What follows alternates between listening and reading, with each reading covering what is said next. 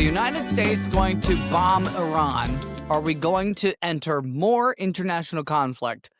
Protests about the state of the economy in Iran have been breaking out over the last 2 weeks. Some reports that protesters have been killed who are defying the Ayatollah, who are defying the government. Are we going to stick our nose out in Iran, further into the Middle East? Hey, everybody. Welcome back to another edition of Byline with Ben Dennis. This week was no shortage of headlines. Certainly what I had just brought up, but also the food pyramid was flipped on its head. In addition to this, you also had talks continuing about how to address this looming healthcare crisis for so many different Americans with those Obamacare tax credits ending. You've got the plaque for January 6th commemorating the officers who served that day. That apparently is going to go up on the Senate side, excuse me, of the United States Capitol, but also the biggie here back stateside. And that is the ongoing protests of this ICE agent who shot a woman in Minneapolis in her car, killed her. There are protests popping up all over the country, not only because of that incident, but also the tactics related to ICE. We're going to dive into all that and more, but I want to talk about at least a little bit of an introduction for my interview today. It is with Jesse Rodriguez. Jesse is the vice president of editorial and booking for MS Now. Does that sound familiar?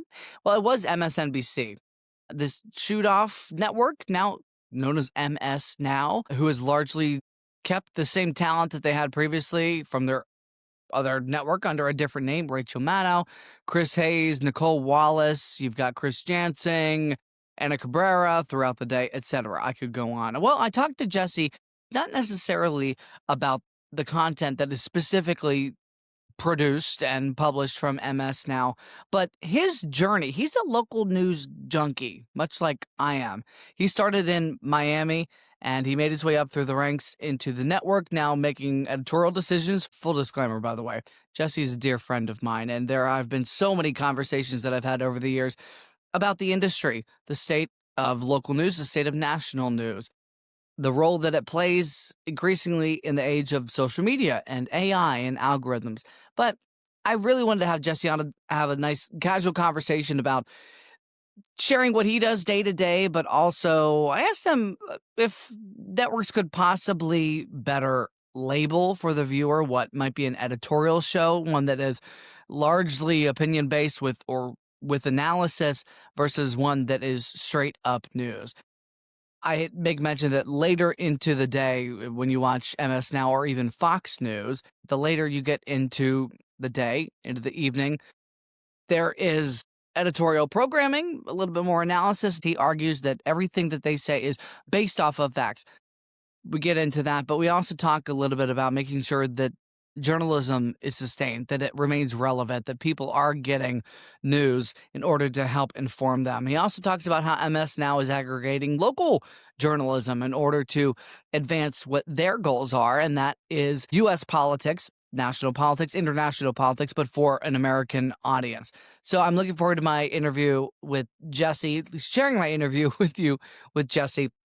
And we filmed this a couple of days ago, and I hope that you gain some insight a little bit into the operations of a network, if you will. So let's get into my conversation with Jesse Rodriguez, talk about the state of MS Now, what it is all about, what they're trying to achieve, how they are possibly supporting local journalism, and what viewers might not know about the network. Let's dive in.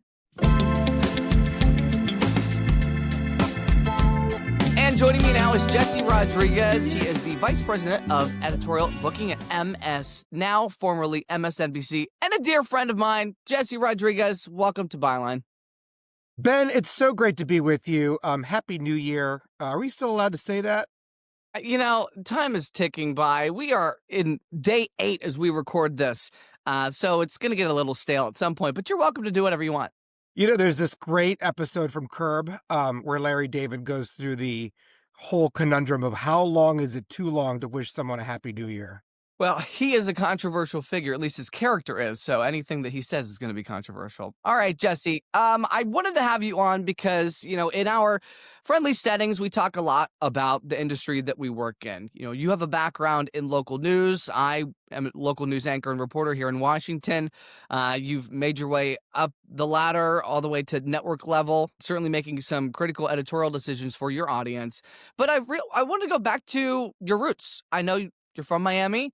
You have really strong familial ties in Florida as well. So just walk me through that path, your initial interest in journalism. Born and raised in Miami, and was always interested in television news and local news, covering all the crazy stories that the Miami market has had over the years. Growing up, watching WSVN Channel 7, watching the powerhouse that station is, really got me interested in getting into television and reporting and journalism. And I started out going to a high school in Miami for broadcast journalism. So we would produce a newscast every day for the school. And in my freshman year of high school, I was named the morning anchor, the morning announcements anchor. But this was more than just the morning announcements. I said, can we get in some news stories that are happening in our community, in our neighborhood? So I decided to go out, tape stuff around Miami, film stuff, bring it into to the school studio, put it together for the newscast. And so, at the end of my 4 years from graduating from South Miami High School and the magnet program there for broadcasting, we had produced countless newscasts that we had written, used the prompter to read the stories into the cameras, edited, put together packages. I had experience in television that I otherwise would not have had I not gone to South Miami High and the great teachers there. But right out of high school, I had a decision to make. Do I want to go away for college, or do I want to stay in Miami and go to school in Miami? And I was able to get in touch with the news director at WSVN, Alice Jacobs. I cold emailed her and I said, "What do you think?" Um, What did you uh, send her? I sent her. Did you have a reel that you sent? I didn't send her a reel. I kind of gave her a little bit of a rundown of what I did at South Miami and the experience I had and some of the stories that we'd covered. And she goes, "Why are you going to go away for college and spend all this money and get into all this debt? Why don't you stay home, go to Florida International University, which I had gotten accepted into, the public university in Miami, and come work for me on the overnight shift as a writer and learn from the very beginning what it takes to produce major market television." And I was honestly, this was in 2002. 9/11 had just happened. We were getting ready to go into war in Afghanistan and then Iraq. And it was the most exhilarating experience working for the TV station I grew up watching, learning the nuts and bolts of news gathering, television production, with all the flash and bang that WSVN had. And it really prepared me for the next step in my career, which was getting ready to move to New York after 4 years in Miami. Hey, listen, you had a stake in the game. You were a member of the community. You wanted to make sure that your neighbors were being covered, that you were holding power to account. I get it. And I am asked by young people these days who are looking at a career in journalism, and I will tell them bluntly, my personal advice is that you don't need a 4-year degree. Go find a shop and shadow. And again, you don't need to be spending tens of thousands of dollars. This is a separate conversation, and ultimately getting in student debt. You're going to get that real experience and the best experience on the ground. Let me ask you this: what lessons stuck with you the most, do you think, as you look back to your time in local news and how you approach editorial decisions, coverage on the network level? The experience of those 4 years that I spent in Miami in local news, it was invaluable. We covered plane crashes, boat explosions, celebrity murders, five-alarm fires, mass casualty incidents, mass shootings at schools and stabbings in schools. It ran the gamut of all court cases, major court cases, so many different angles and so many different stories that we covered in those 4 years that I was there. Hurricanes, you name them. I mean, I've covered a dozen hurricanes, and that was just in Miami. Once I came to the network, I was able to use some of that experience to say, hey, we need to go to the mayor's office. We need to be on the ground at these shelters to make sure that people are being able to access them, because that's the only safe space they're probably going to have for the next 12 hours. Things like that I could have never been able to bring to the network had I not spent those 4 years in Miami. And honestly, I probably wouldn't have been able to cover the Trump administration, the first Trump term, with all of the news that was being thrown at us at once. That was just a regular day in Miami for those 4 years. And once 2017 came around and the Trump administration news cycle really kicked into gear, for me, multitasking was just so easy to do because I had done it. I had been there. What were some of the operational differences that you initially noticed once you started working on a network level compared to the local newsroom? Look, in the local newsroom, you're on the ground. You are interfacing with people every day in the community you live in, and that's pretty significant and important, and so vital right now, honestly, because I can't pretend to know every single mayor of every single city. But when I was working in Miami, I know who the mayors were. I know who the local city council members and city commissioners were. Was able to get in touch with them quickly. I had developed relationships, and I've used that skill of networking in that local market at a national scale as now head of booking for the channel. Just educate our audience, if you will. Listeners might be wondering, what is the real difference between MS Now and MSNBC? What essentially has the shakeup? How has it played out? How has possibly coverage changed or editorial changed? Just give us a laydown here. So you may have seen our tagline, same mission, new name. I've been with MS as MSNBC and now with MS Now for almost 18 years. And I've seen the changes from the days when MSNBC was just an afterthought to now, where MS Now is this national news channel that covers a lot of stories around the country and around the world, focusing primarily on politics. And I think we've developed an identity that our audience has really resonated with. And it's resonated with them over the years. I think the coverage of elections for us has become kind of our centerpiece, and now that the politics touches every facet of our lives as Americans, we find ourselves just right at the center of it. Nothing has changed in terms of our hosts. All of our hosts have come over with us. We're no longer part of the Comcast NBC Universal world. That gives us a little more independence, a little more freedom from the corporate oversight, but it also gave us some challenges to build out an entire news gathering operation. We brought over some NBC News correspondents that joined us as MS Now White House reporters and covering Capitol Hill, reporters that worked with NBC News and now are with us. And we've added some new faces as well. Listen, networks sometimes face the criticism of being out of touch with the local community, parachuting into a community where there's breaking news and it happens. But I want to ask, before I get to any of that and juggling some of those concerns, does MS Now rely on local affiliates, much like they had shared some assets when they were under the Comcast umbrella? No doubt. We rely on our network of stations around the country that we have affiliations with. We have partnerships with a number of stations around the country that provide us some of their video, some of their helicopter shots, some of their reporting. I know that a lot of our shows rely on local news and local newspapers and local news organizations to provide that context that is hard to do if you're a national channel. You're not living in those communities. You don't have a presence in every single city.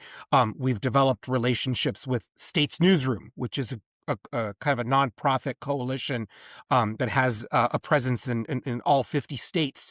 And we've relied on them for a lot of coverage, particularly around the No King's Day protests. I think the Rachel Maddow show did a spectacular job of pulling together all of the different images from that last big No King's Day protest with coverage from every single state in the nation. And we were able to use our resources through our partnerships and our deals with States Newsroom folks, our local affiliates that we have a partnership with, and provide that coverage that otherwise we would really not have the resources to provide and bring to our viewers. And I think our viewers appreciated that. They realized that we spent time using the resources we had to show the magnitude of a story.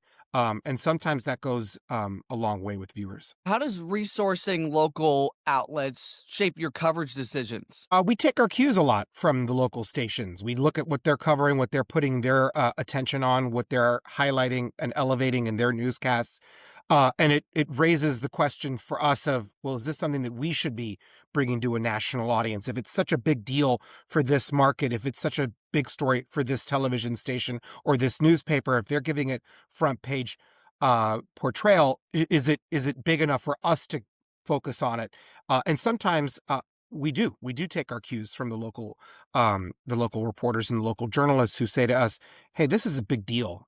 You guys should be shining a light on this." And that to us has been invaluable. And is it primarily the goal to find something that has politics of national implications? You had said that the MS now has developed an audience that certainly has an interest in it. Totally. And sometimes the smallest of stories could lead to national implications. I think to coverage that some of our shows have done, where they've highlighted as a story that involves a corruption in a local market, and it ends up having ties to something bigger nationally, or it's part of a bigger ring. Those kinds of stories, for us, we would not be able to cover if it weren't for the local stations and the local journalism. Let's talk a little bit about the perception of a local shop, as we like to say in the industry, and a national news organization. Analysts have also survey results have indicated that local reporters and anchors are trusted more by members of the public than maybe they do of national organizations, of national editorial anchors or news anchors as well. Why do you think that is on the surface level? Look, and you've said this before on your podcast. I think the folks really care about their neighborhoods if they're living in them. And the interest that you may have about your particular block or your particular neighborhood or city is very different if you actually have to live there. And I think the trust that folks have with the news anchor that they see at the store or at a restaurant is developed and built. And the trust is earned because you have to interact with those folks every day. So I think that has helped local news really develop the level of trust, in particular on the television side, because these are folks that you watch every day at 5, 6, and 11, but you're also seeing them at the grocery store, at the restaurants, at your kid's soccer game. So having that local tie is a bit of a differentiator there. But I also think that local stations have only one shot to get it right every day, and you really have the onus on those journalists to get it right, or they have to face their readers and their viewers in public if they get it wrong. And so I think that puts a lot of pressure on local stations. Let me ask you this. When a story is breaking, say it's the horrific tragedy that happened in Uvalde, Texas, or the wildfires in the Pacific Palisades. If when once the networks jump into an area like that for breaking news, they don't immediately have the resources or the sourcing to go after a story, find some official information from whatever agency, or even just getting community reaction. Take me through the process of trying to make sure that local story is covered on a national level when you don't necessarily immediately know who to talk to.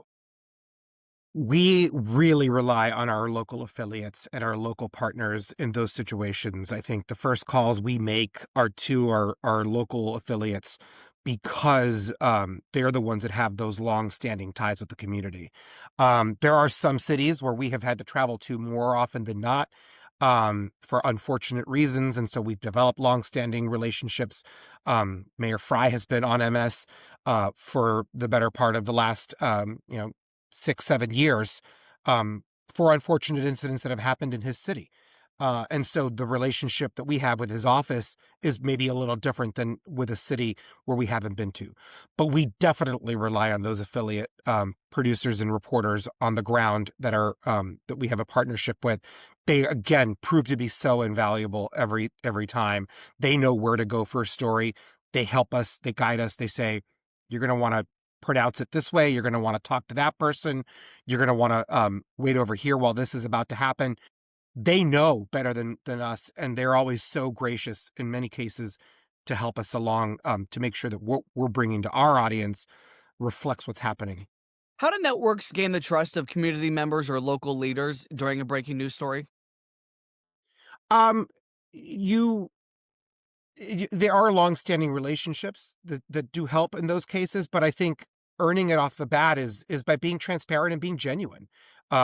We want to bring your story to a national spotlight. We want to highlight what you're doing, what you're telling your constituents. We want to give you an opportunity to share with a broader audience nationwide it is that you're doing to fight for your community, for your city, for your constituents.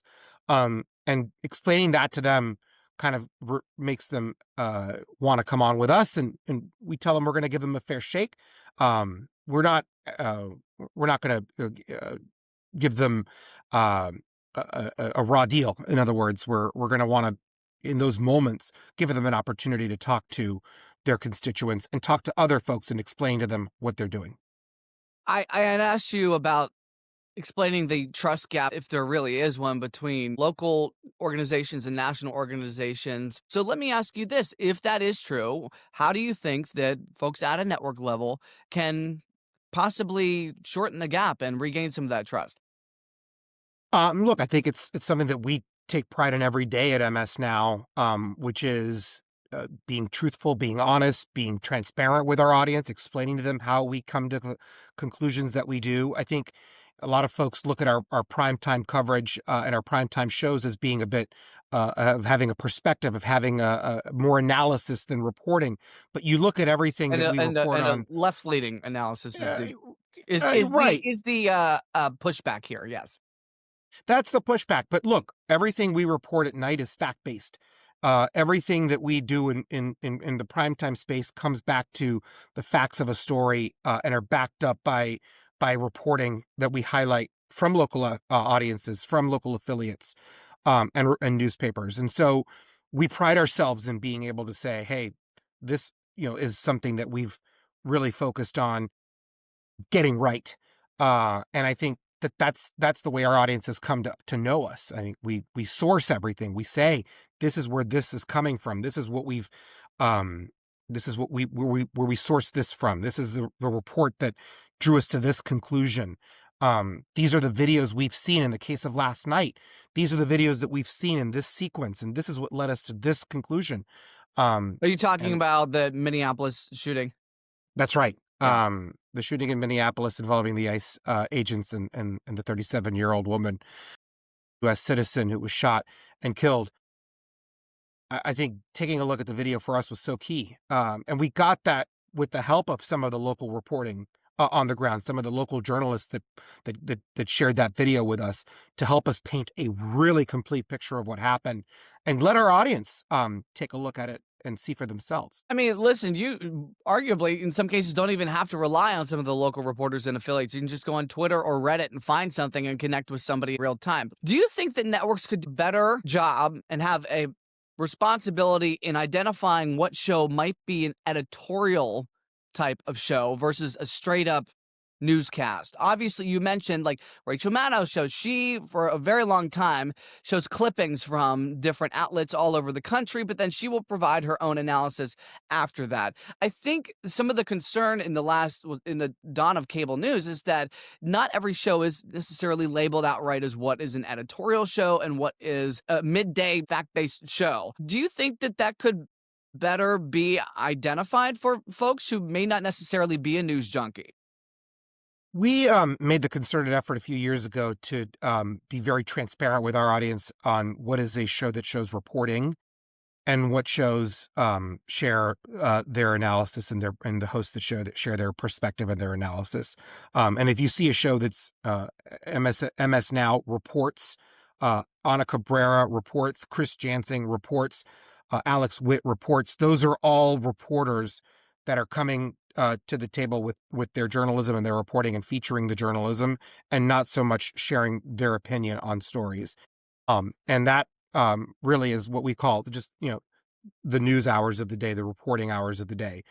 We shift into a more kind of a perspective and analysis time frame after 4 p.m. Eastern, with Nicole Wallace kicking us off through the 11th hour with Stephanie Rule at night. Those hosts are encouraged to share more of what they think and more of what they their analysis. Yeah. And I think that's where we get into the perception that MS Now is a left-leaning network, but it is those editorial shows that really add fuel to that perspective. Same with over on Fox News. The later you get into the evening, the more editorial and personal analysis that you're going to get. I think we really focus on making sure that what we share is fact-based and backed up by reporting and backed up by journalism. And I think that's the best service that we can do for our viewers. And we do take pride in that every day. You had mentioned the reliance on local operations in order to help support your national coverage. Take me through the responsibility, if you think there is one, of networks to support local outlets who, by default, don't have as much money as the networks might do and resources available. There's a lot of sharing that goes on. I think we help our local affiliates out when we're on the ground and we're able to share some of what we gather with them. Sometimes it's an interview that we get that perhaps the local affiliate hasn't been able to track down, and we're able to share contact information or share that interview clip with them for them to feature on their newscasts. At the local level, there's a lot of sharing and working together that we do. And I think that the affiliates appreciate that for the most part. Stepping back from your role at MS Now, just the Jesse Rodriguez perspective here of someone who is a tried and true news guy. He's a news junkie. You took it upon yourself back in high school to go after these news stories and not just talk about the soccer game that was happening at 5 p.m. that day or the bake sale that was going to be supporting the Booster Club. What concerns you the most about the future of local news, and how do you think that local news outlets can be supported in the age of big tech right now? Look, if we had the magic answer to that, we would solve a lot of the concerns that folks have. Look, viewer habits are changing. It's on us to meet the viewers where they are. It's on us to be present where viewers are searching for news, whether it's TikTok, Snapchat, Instagram, Facebook, we're there. And I think that that's what stations and other entities need to do, is meet your viewers, the consumers of news, where they are. If it's a podcast like this one, make sure you're in that space. If it's your majority of your audience is starting to pick up and log on to TikTok, make sure you're there, and make sure you're highlighting what's happening in your newsroom, what your reporting is, what your interviews are on those platforms, And so that when engaging with the folks as well, right? engaging with them. We do a lot of engagement with our audience. Our audience, particularly at MS Now, is very engaged. They want to interact with the host. We've given them more opportunities to do that, and that is part of building trust as well.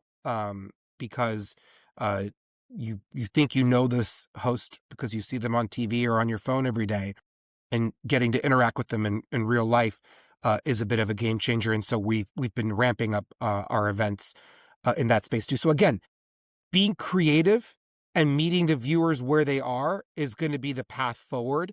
And it's incumbent on these organizations, the way that we've done it at MS Now, is to make sure we're playing in those spaces.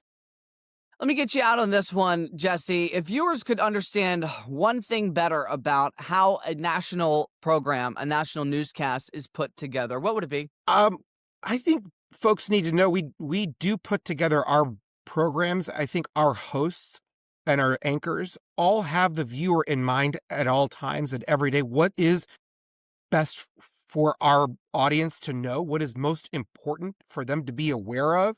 And then the context of putting it into perspective as to history and the future and what it means down the line.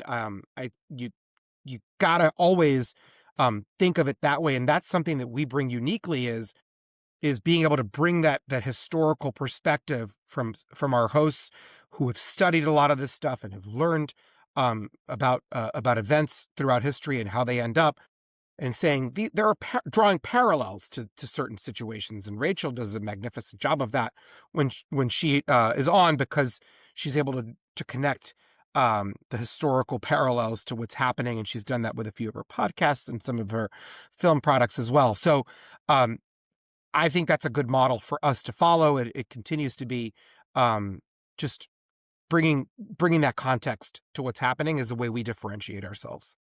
Folks who listen to this podcast naturally have some interest in politics, some interest in news as well. So, as someone who is in that same category, how can people best get in touch with you, Jesse? I am on X at Jesse Rodriguez. You've made that shift. You now call it X. I still call it I Twitter. I have difficulty. I tweet. I call them tweets, but I do call it X. I am on there. I'm on Instagram at Jesse Rodriguez TV, and I engage on Blue Sky and Threads, and on a number of other platforms. But yeah, I do still find myself spending a lot of time on the X platform and on Blue Sky, which is really picked up steam with our audience in particular. Rachel's been a driver and one of the first to really engage with Blue Sky, and we've all kind of followed suit. Well, if you were not a fan of the Elon Musk takeover of X, certainly you might have been part of the exodus to Blue Sky. But for Jesse Rodriguez, X marks the spot, and that's where you can find him. Jesse, I selfishly have you on speed dial. I appreciate your candor. Thank you. Ben, congratulations on the podcast. The minute I saw you announced it, I was like, I got to join you for one of these opportunities. And so I'm glad you called on me to join you today. We could have talked about a myriad of different things, and I'm sure we can in the future. So thank you. Sounds great, Ben. Have a great year. All right. Take care. Okay, big question here. Is the United States going to acquire Greenland? Are we going to buy it? Are we going to use military assets in order to make Greenland a state? Is that a question? Is it going to be a United States territory?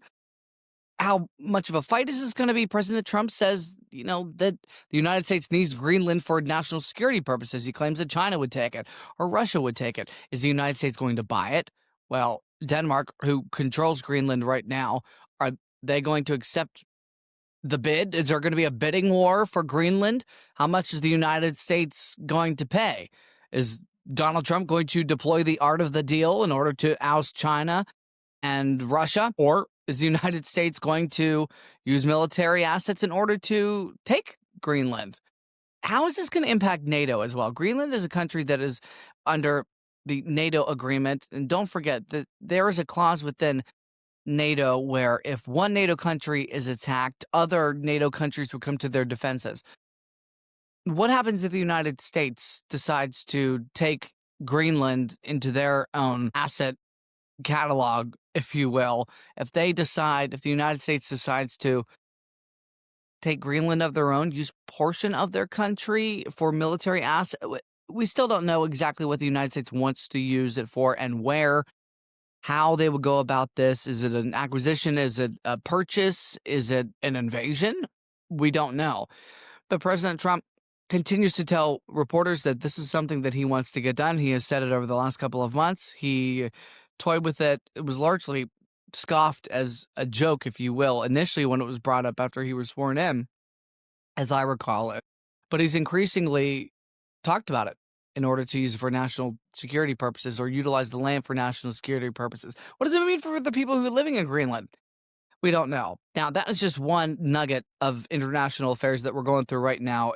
Good luck trying to keep in touch with everything. I have trouble sometimes keeping up to speed with the specificities and the intricacies of some of these stories, including what's going on in Venezuela, what's going on possibly in Cuba, what is going on in Iran. Let's start there.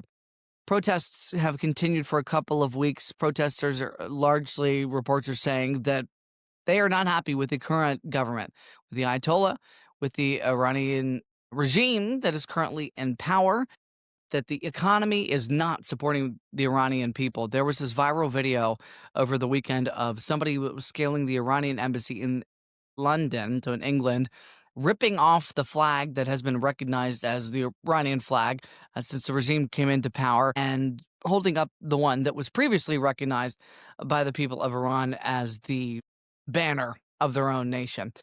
That aside, President Trump has gone on Truth Social and said that he wants to support the protesters of Iran. What does that mean?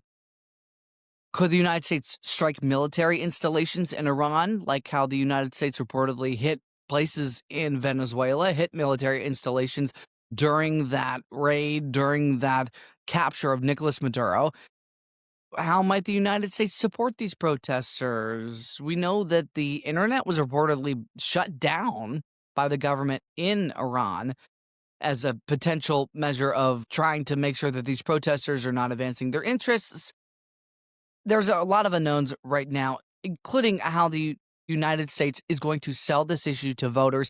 Why would the United States want to get involved in Iran? Well, that's a big question from who?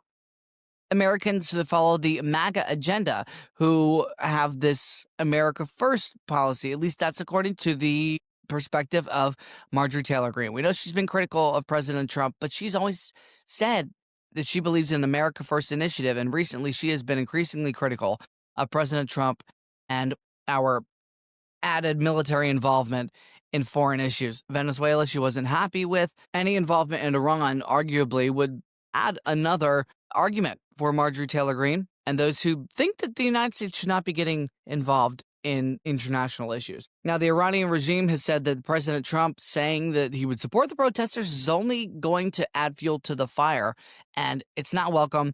It's also not something that the Iranian regime is going to accept as, how do we say this, acting in good graces diplomatically.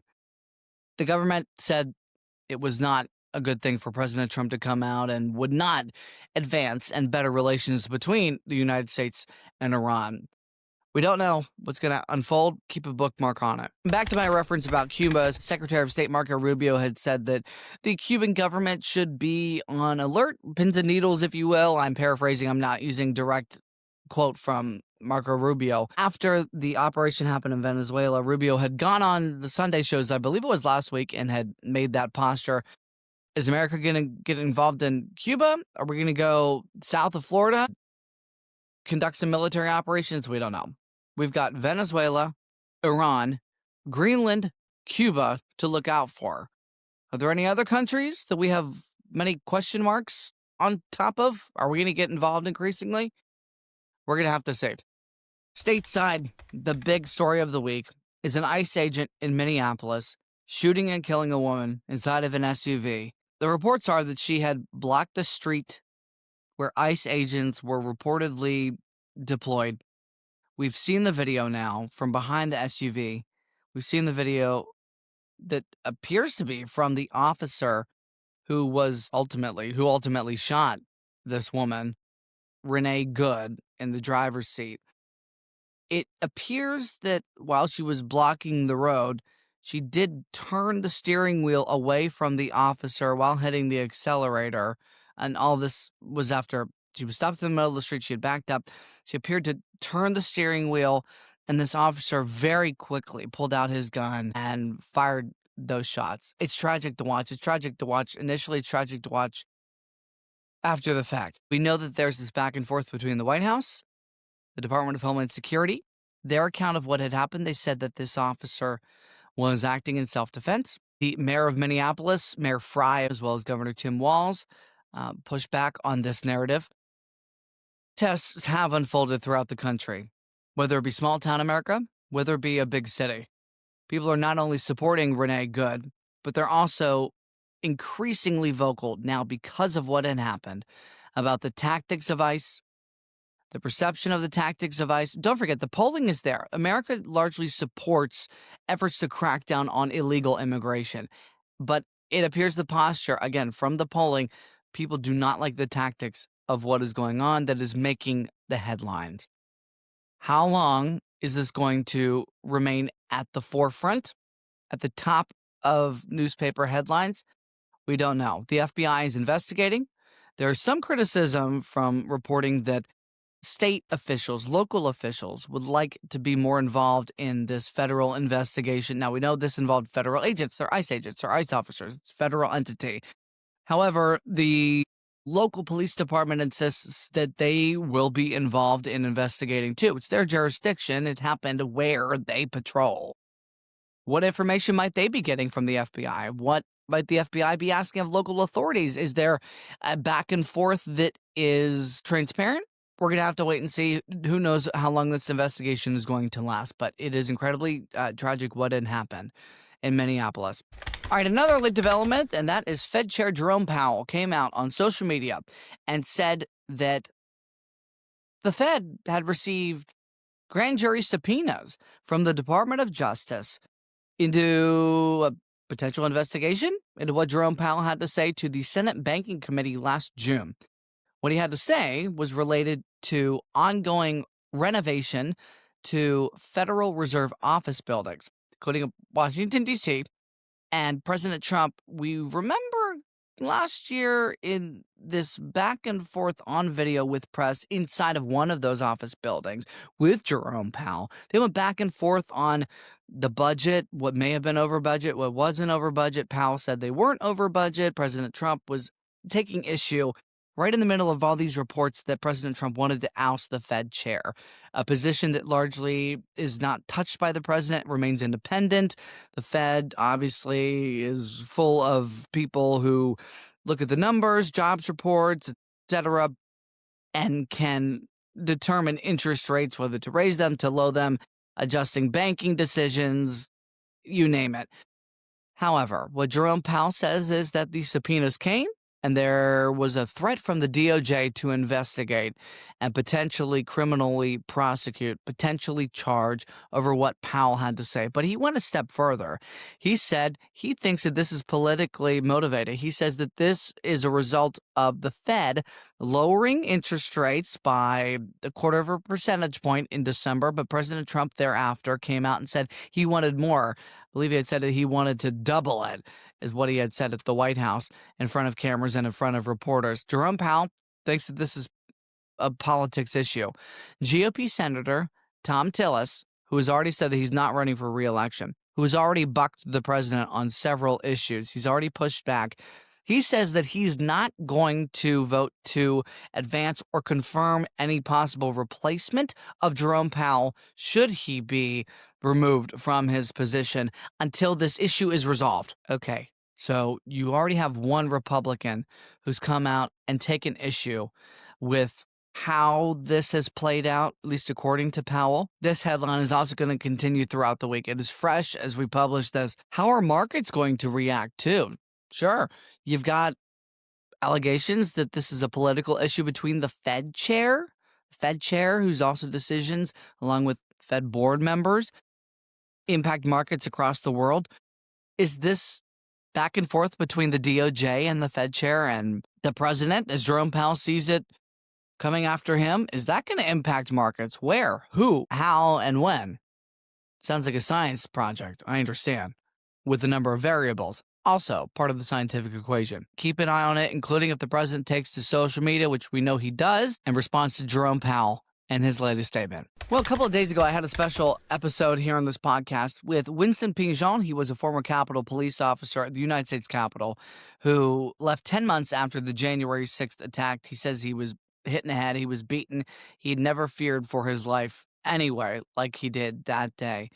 He had also, and in my conversation with him, talked about how this plaque that by law should be placed in the Capitol to commemorate the work of Capitol police officers that day, it had not gone up. Well, mere hours after I interviewed Winston, word came about that it was going up.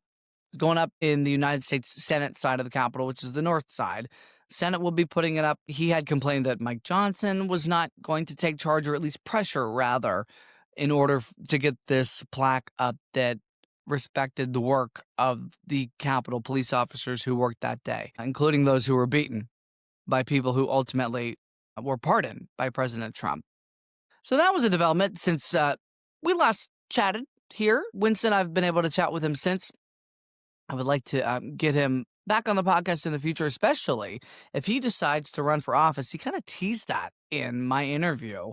Former Capitol Police officer who was hurt that day on January 6th teased with the notion that he might run for Congress. He told me that here on this podcast. And Winston certainly has a lot of insight from that day. He says he takes it upon himself to share what he went through, what other officers went through, including because some officers are not able to speak out. They're current members of the Capitol Police Force. He has said that he is not speaking on behalf of the entire Capitol Police Force, but he believes it is of utmost importance in order to share what happened so that people don't forget. I will be interested if he ultimately does run for Congress. He currently lives in Massachusetts, where he might further his efforts, and may they become political? We'll have to see. We'll stay in touch with Winston. To the issues, the unknowns, and getting the context without spin. Send me an email, byline with Ben Dennis at gmail.com. I want to hear your take. I want to hear your questions about what's happening in the world around you, questions you have for the experts, for change makers, and even just comments. Let me know. I'm really interested to hear what you have to say. I'm also on Substack as well. All right, everybody, enjoy your week ahead. Hopefully it's not too stressful. I know that there's a lot that might be thrown at you headline-wise, but take a load off and find joy in whatever it is you find joy in, whether it be family, a hobby, etc., watching a TV show, binging it, who knows. I need some recommendations. Send them my way. With that, take it easy.